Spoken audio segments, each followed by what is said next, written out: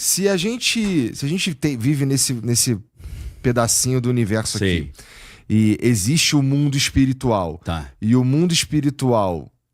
Aí que tá. Qual que é a relação, na tua opinião, do jeito que você enxerga, do mundo espiritual e da maneira como a gente lida com ele aqui nesse planeta, com, sei lá, seres alienígenas ou espírito, tipo, Deus se manifestaria para outras sociedades, caso existam? Tipo, a ideia de um alienígena existir põe em xeque a existência de Deus e da religião, tudo isso? Legal. Essa pergunta é muito boa e eu acho que ela vai ser respondida em breve. Anota aí. Acho que eu posso errar, eu já previ muita coisa, acertei, né? Não baseado em bola de cristal, nem Palantir, né? Pra quem gosta de Senhor dos Anéis, mas baseado em observação, né? Em estudo, em livro, teoria, conceito. 2027 não passa, meu irmão. É mesmo? Tá programado para 2027 e abrirem o jogo e falar, ó, é isso aí mesmo. Existe, tá aqui, ó, quero te apresentar o comandante Astacheran, veio aí dar boas-vindas aí. Clato Barada Nicto, né? O dia que a Terra parou, essas coisas deve rolar. Mas, não sei, vamos ver. Pra mim, se isso acontecer, não vai mexer em nada na minha fé, porque eu tô já vacinado contra isso ou para isso. Mas para a maioria da humanidade vai ser um choque, a galera vai entrar em parafuso. Vai ser pânico total. Para não gerar esse choque e esse pânico, os caras que têm esse conhecimento, eu creio que eles têm, que conhecimento que alienígena existe, mas que na verdade para mim é tudo coisas relacionadas ao mundo espiritual. Tá. Tanto que hoje você vê... Esqueci o nome do cara. 3 caras deram um depoimento no Congresso americano em 2017 ou 2018. Isso foi um marco, né? Três oficiais do Exército, da Marinha, Aeronáutica... Acho que eu tô ligado, o cara que você lembra? falando. Acho que é Grush, o sobrenome do cara. O primeiro é o comandante David Fravor, né? Que foi o cara que viu o tic-taczinho, aquela... Parece uma balinha tic-tac, né? Voando. Filmaram, tem a filmagem, né? Do radar ali do avião. Aí tinha o Grush, que é um careca alto, paca gigante, e tinha um outro cara lá, que agora me fugiu o nome. Esses caras, eles já não falam mais de alienígena, eles chamam de seres interdimensionais. Então começou esse negócio de interdimensional. Aí uma coisa é alienígena, outra coisa é interdimensional. Hoje em dia, cara, você pega um cara como Tucker Carlson, que é um dos jornalistas mais famosos do mundo, ele falou assim, cara, eu converso com muita gente. O pai dele era agente da CIA. Então ele foi criado junto com a família Bush. O maluco foi criado no alto escalão do poder. Estudou em Yale e tal. Ele falou, cara, eu já conversei com muita gente. E os caras falaram pra mim, Daniel, o que a galera chama de anjo, demônio, essas coisas, a questão alienígena é isso, cara. São seres interdimensionais que vêm da dimensão deles pra nossa e às vezes eles se passam como, não, eu sou da constelação de Órion e tal, não sei o quê. Mas é tudo uma questão espiritual. Tanto que uns 2 anos já ele tá falando, eu já sei tudo que eu precisava saber sobre isso, eu não quero estudar mais, não preciso. É isso. Então, assim, qual é a lógica do negócio? Deus criou os anjos e aí Deus criou o homem. Depois que Deus criou o homem, teve uma rebelião, porque alguns anjos ficaram com ciúme do homem, né? Fizeram uma rebeliãozinha e aí esses anjos foram expulsos. Esses anjos foram expulsos para outras dimensões espirituais. Mas através de uma tecnologia que eles têm, né? Que... magia, amanhã a gente vai descobrir que era uma ciência, né, que a gente não conhecia, né, como dizia Philip K. Dick, através de um conhecimento muito aprofundado da estrutura do universo, principalmente da estrutura arquitetônica do universo, né, quando você estuda profundamente a física quântica, a física dimensional, você tá entendendo a estrutura do universo. Na verdade, cara, quando você estuda física, na minha opinião, você está estudando como é que Deus construiu essa realidade. E aí, para quem é cristão e é físico, cara, olha que legal isso, né? Por isso que eu me amarro em ouvir palestras sobre física quântica e tal, porque eu não estou pensando como é que o mundo funciona, eu estou pensando como é que Deus estruturou o mundo, que é mais legal ainda. E você vê que estruturou de uma maneira incrível, né? Louca, muito legal. Então, quando a gente pensa na teoria das cordas, por exemplo, a teoria das cordas tenta resolver o problema da unificação das duas físicas, né? Tem a física das coisas muito grandes, que é a relatividade geral do Einstein, né? como é que o buraco negro, os planetas funcionam, como é que é a gravidade. Einstein muda aquela ideia de Newton, né? Newton fala que o corpo maior atrai o corpo menor, inversamente proporcional à distância, né? Então você tem a massa grande, massa pequena sobre d ao quadrado. Então, o corpo grande atrai o corpo pequeno, é por isso que a Terra atrai a Lua, o Sol atrai a Terra. Mas Einstein fala que não é isso. Uma massa como o planeta Terra, ela gera uma distorção no espaço, faz o espaço ficar curvo. Então essa curvatura do espaço é que empurra as coisas para baixo, né? Não é a ação de uma massa em cima de outra massa. Então, a teoria da relatividade geral trouxe muitas questões interessantes e explicações sobre as coisas macro. Agora, a física quântica traz coisas misteriosíssimas sobre o micro. E o problema é que as regras do macro não se comunicam com a do micro. Então existe um abismo entre duas físicas. A física das coisas grandes e a física da coisa pequena. Aí os caras entraram numa neura de tentar solucionar esse abismo, né? Achar a teoria de tudo, né? Então foram propostas várias ideias. Uma das ideias é a teoria das cordas, que não é uma teoria muito consolidada, né? Ficou aí 40 anos tentando ser provada, mas não prova muita coisa. Mas ela traz uma reflexão interessante. E lembrando, isso tudo são equações, né? Uhum. A gente tem ali, você tem vários gênios lá que fazem as equações e chegam nisso. Nas equações da teoria das cordas, a ideia é a seguinte. A gravitação quântica é a ideia que une tudo, porque você tem gravidade no macro e tem gravidade no micro. Se você achar pela gravidade uma interseção, você resolveu isso. Então, eles entendem, né, nessa teoria que chama teoria M, ou teoria das cordas, na teoria M, eles entendem que a origem de tudo são filamentos de energia, cordinhas de energia que ficam vibrando, como se fosse uma corda de violão. Os quarks, né, o nome disso é quark. Dependendo da frequência que essas cordinhas de energia vibram, esses filamentos vibram, isso gera um tipo de átomo ou outro. Então é como se o mundo inteiro, tudo que existe, vem de uma frequência vibracional de um filamento de energia. Isso é interessante pra caramba, porque você vê na Bíblia, né? Jó fala assim, Deus fala para Jó, onde você estava quando eu estabeleci os fundamentos da Terra, quando eu estabeleci, né, as galáxias e tal, no momento em que as estrelas da alva cantavam e todos os filhos de Deus rejubilavam. Ou seja, a Bíblia diz que o mundo foi criado pela música, né? E a música é o quê? É frequência, é vibração, né? Então é interessante, parece que a ideia dos quarks, né, vibrando é como se a música construísse tudo, que é legal pra caramba.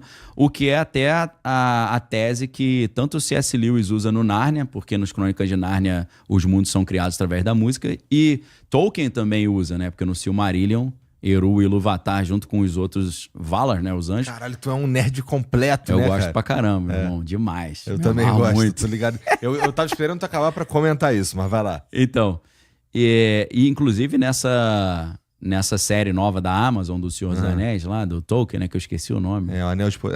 Anéis de Poder. A vinheta inicial é aquela experiência que o cara bota areia numa superfície, bota uma frequência, aí surgem formas. Que é uma experiência real que é legal pra caramba, né? Dependendo da frequência, da corda, da nota que você solta, aparece um desenho, né, na areia. Querendo fazer uma referência a essa ideia do Tolkien, que o mundo foi criado pela música. Então, através dessas equações, se isso funciona na equação, que a vibração dos filamentos de energia geram as diferentes matérias que a gente vê, os átomos, para a equação fazer sentido, não pode ter só uma dimensão de espaço. São necessárias 10 dimensões de espaço diferentes. Então a gente não teria só largura, altura, profundidade e tempo. Não seria um mundo de 4 dimensões, né? 3 dimensões de espaço, uma de tempo. A gente está inserido num mundo que a princípio é altura, largura, profundidade e o tempo. São as dimensões. Eles acrescentam mais 6, né? Ou, na verdade, mais 5, né? Mais 7, para você ter 11. Então, das 4 você pula para 11, porque são 10 de tempo, de espaço, em vez de 3, e uma de tempo. É claro que tem uns malucos já, e aí é uma conversa muito maneira, mas eu teria que fazer um dever de casa para poder explicar melhor, de que podem existir outras dimensões do tempo também, não só uma. Ter 3, 4 dimensões Mas do tempo. é difícil até de imaginar. É difícil pra caraca de imaginar. De imaginar uma quarta dimensão do espaço. Do espaço? É. Não. Do espaço, entendi. Então, aí é por isso que a questão da geometria é fundamental. Você tem vários objetos físicos que eles representam essas dimensões. Isso é legal pra caramba. O Tesseract, por exemplo, ele é um objeto que ele representaria essas dimensões adicionais. É legal, eu não sei se a galera quiser procurar e botar na imagem, né? Vai aparecer o do Thor. Vai aparecer o do Thor, com certeza. Bota na geometria, né? 5 dimensões, 6 dimensões. Existem formas que ajudam um pouco a você visualizar isso. Agora, você começar a imaginar um objeto transitando nessas dimensões e fazer equações para isso é um nível de complexidade muito difícil, né? Igual você jogar um xadrez que tem 1 bilhão de regras, né? Olha lá as ideias, né? Nossa. É loucura, né? Ajuda um pouquinho o cara tentar dar uma imaginada, né? A mudança do 2D pro 3D adiciona muita complexidade. Do 3D pro 4D, é muito doido, né? E do 4D pro 5D fica até difícil de visualizar mesmo. O que é louco é o cara estudar física quântica, ele tem que estudar geometria pra caraca.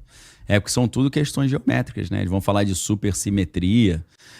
Existe até um Eric Weinstein, um cara que propôs uma teoria de tudo, que não é a teoria das cordas, é uma outra teoria. O nome da teoria é unidade geométrica. A partir da geometria ele tenta unificar a física das coisas grandes e pequenas. Mas eu falei disso tudo porque se essa teoria das cordas faz sentido, a gente tem 10 dimensões de espaço. A gente poderia, então, entender que existem seres que a gente não consegue enxergar porque eles estão nessas outras dimensões espaciais. Mas existe uma maneira de você, dessas dimensões, se comunicar. Entendeu? E a maneira das dimensões se comunicarem, usando a física de botequim para tentar explicar uma teologia também de boteco, é parecido com o que acontece com os elétrons no átomo. Né? Os elétrons estão girando em torno do núcleo do átomo e eles têm várias camadas. Ele pode ter uma camada 1, camada 2, 3 e vai subindo. Se você jogar energia no átomo, ele sobe de camada. Se ele perde energia, ele desce de camada. Então, como é que seria possível um ser que está numa camada abaixo da nossa? Você fala, coitado, tá pior que a gente. Os anjos caídos, teoricamente, estão abaixo. Eles eram da dimensão, vamos supor que Deus está na dimensão 11. Eles viviam na 10ª.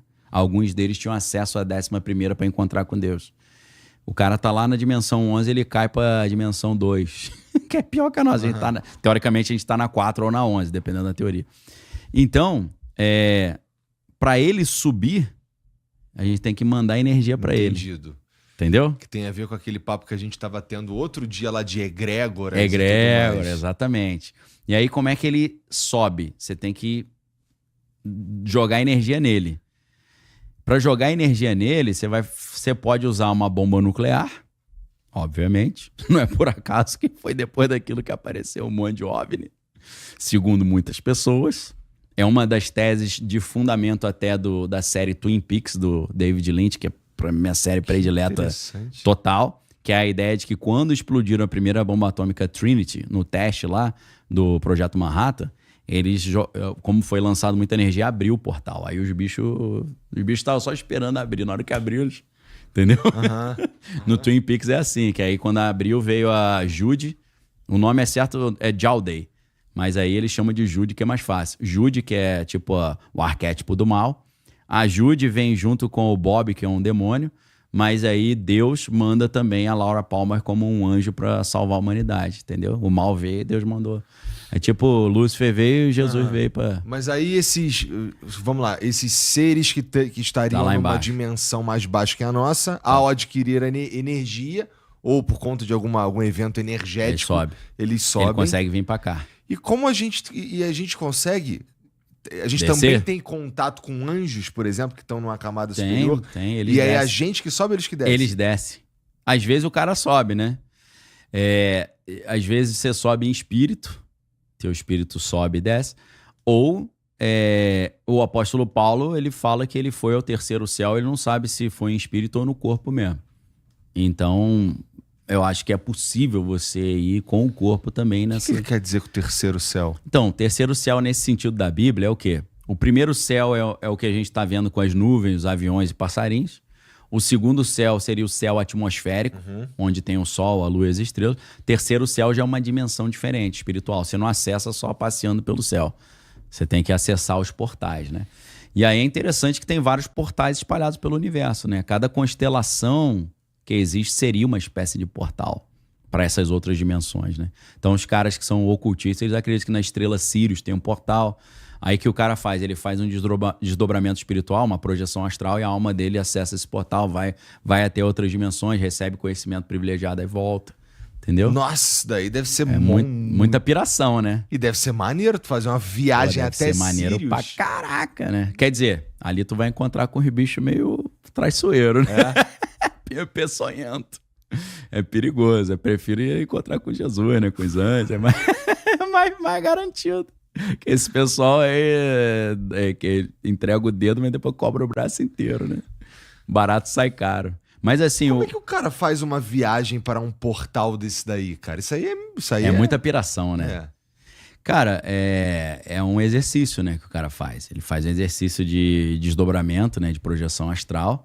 E a entidade é tipo o babysitter dele, né? Pega a mão dele e leva. Mas isso tudo é proibido pro cristão. Pro cristão fazer propositalmente é proibido. Mas isso acontece às vezes espontaneamente quando o Espírito de Deus decide fazer isso. Isso aí é tranquilo, não tem nenhum problema. Não. Mas o ser humano buscar esse lugar. E porque vai envolver o contato com seres que Deus aconselha não andar com eles, que eles são meio traiçoeiros, né? Então, assim, acontece. Eu já tive algumas experiências malucas assim, mas tudo espontâneo. Experiência, tipo, tava dormindo?